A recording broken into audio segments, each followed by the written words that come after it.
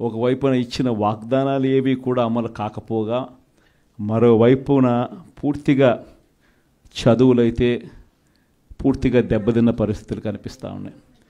విద్యా దీవెన పోయింది, వసతి దీవెన పోయింది, పిల్లలకు ఫీజు రీయింబర్స్మెంట్ కూడా అందని పరిస్థితి లేకపోతుంది.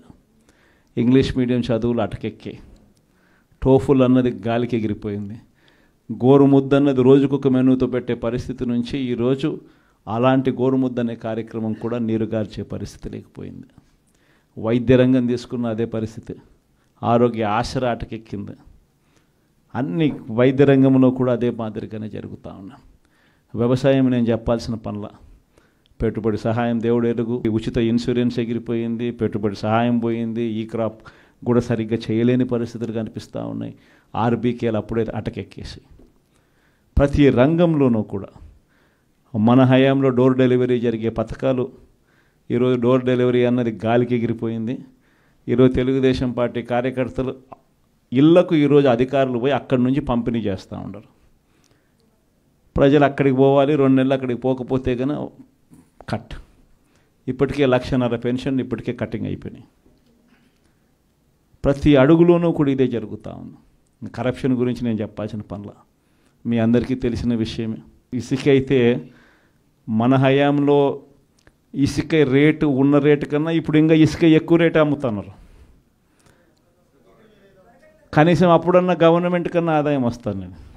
ఇప్పుడు గవర్నమెంట్కి ఆదాయం రాకపోగా ఉచిత ఇసుక అంటున్నారు. గవర్నమెంట్కి ఆదాయం రాకపోగా మనం అమ్మిన రేటు కన్నా ఇంకా ఎక్కువ రేటుకి ఈరోజు ఇసుక ఈరోజు అమ్ముతా ఉన్న పరిస్థితులు.